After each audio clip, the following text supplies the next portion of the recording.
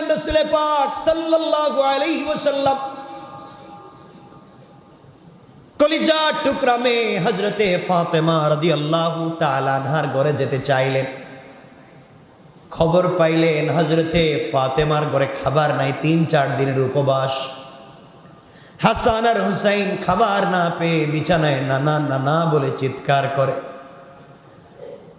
মায়ের কাছে বলছে, আম্মা জান, আপনি আর বাবা আমাদেরকে খাবার দিতে পারেন না, আমাদেরকে আপনি নানার কাছে নিয়ে যান।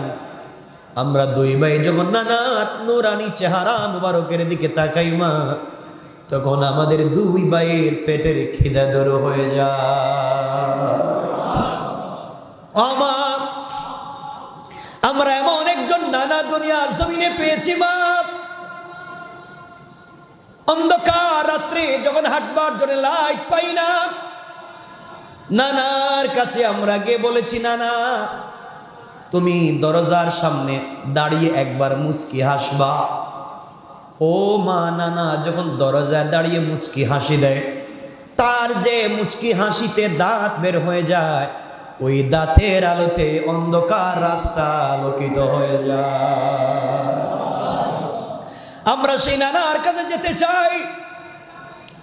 রাসূল পাক সাল্লাল্লাহু আলাইহি ওয়াসাল্লাম খবর পেলেন, ফজরের সালাত পড়ে ফাতেমা ঘরের দরজায় এসে বলছেন, মা মারি, আমি তোমার বাবা এসেছি, দরজা খুলে দাও।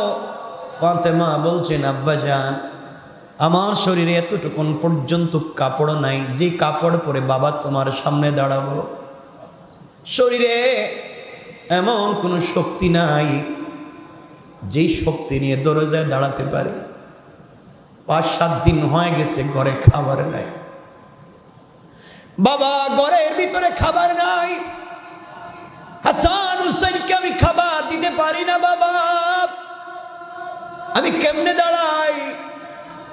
নবীজি নিজে কাঁধ থেকে সবুজ চাদরটা খুলে দিলেন, বললেন, মা দরজাটা খুলে কাপড়টা নিয়ে পরো। হযরতে ফাতেমা সেই কাপড় পরলেন। চিন্তা করেন তো, চাইলে সারা পৃথিবীর মালিক যারা হতে পারতেন তাদের এই অবস্থা। হযরতে ফাতেমা কাপড় পরলেন, নবীজি ঘরের ভিতরে ঢুকলেন। ঢুকে দেখেন তার মেয়ের চাঁদ মুখটা শুকিয়ে গিয়েছে। হযরতে ফাতেমা দাঁড়াতে পারেন না, দুটা নাতি খাবারের জন্য কান্না করে শুয়ে আছে। নবীজি সাল্লাল্লাহু আলাইহি ওয়াসাল্লাম ঘর থেকে বের হলেন, রাস্তায় গিয়ে বলেন, আছো কি কেউ, আছো কি? আমি মুহাম্মদ ইবনে আব্দুল্লাহকে কাজ দিব, আমি কাজ করব, আমি কাজ করতে চাই। কেউ তাকে কাজ দেয় না। হাঁটতে লাগলেন। কিছু দূর যাওয়ার পর একজন ইহুদি বলছে, মুহাম্মদ ইবনে আব্দুল্লাহ, আপনি কেন হাঁটেন? নবীজি বলছেন, আমি কাজের জন্য হাঁটি, আমি কিছু কাজ চাই। ইহুদি বলছে, আপনি কি আমার খেজুর বাগানে পানি দিতে পারবেন? নবীজি বললেন, ভাই আমি দিতে পারবো, তোমার খেজুর বাগানে গাছের গোড়ায় পানি দিতে পারবো। ইহুদি বলছে, মুহাম্মদ ইবনে আব্দুল্লাহ, আপনি যদি আমার খেজুর বাগানে পানি দেন, একটা পানি দিলে, 1 মশক পানি দিলে আমি তোমাকে 2টা খেজুর দিব। 1 বালতি পানি দিলে আমি তোমাকে 2টা খেজুর দিব। নবীজি বললেন, আমি 10 বালতি পানি দিব, তুমি আমাকে 20টা খেজুর দিবা। এই সিদ্ধান্ত করে আমার রাসূল খেজুর বাগানে চলে গেলেন, পানি দিতে লাগলেন। পানি দিতে দিতে দিতে দিতে তিনি 9 বালতি পানি দিয়েছেন। শরীর থেকে মিশকে আম্বরের ফোঁটার মতো ঘাম বের হয়, জমিন ভরে যায়, শরীর থেকে ফুটা ফুটা হয়ে মুখ থেকে দাঁড়ে ভিজে ভিজে ঘামের ফোঁটাগুলো পড়ে। আমার নবীজি কূপের নিচে বালতি ফেলে দড়ি দিয়ে টেনে টেনে পানি উঠায়, আর ইহুদির খেজুর বাগানে গাছের গোড়ায় পানি দেয়। আল্লাহর ফেরেশতারা কান্না করে আল্লাহকে ডাক দিয়ে বলছে, আল্লাহ, যাকে রাহমাতাল লিল আলামিন বানিয়েছো তাকে তুমি এমন করে কষ্ট দিচ্ছ। নবীজি 10 নম্বর বালতি পানি নেওয়ার জন্য যখন কূপে বালতি ফেললেন, টান দেওয়ার সাথে সাথে দড়ি ছিঁড়ে গিয়েছে, বালতি কূপের নিচে পড়ে গিয়েছে। রাসূলের হাতে দড়ি চলে এসেছে, 10 বালতি পানি দিতে পারলেন না।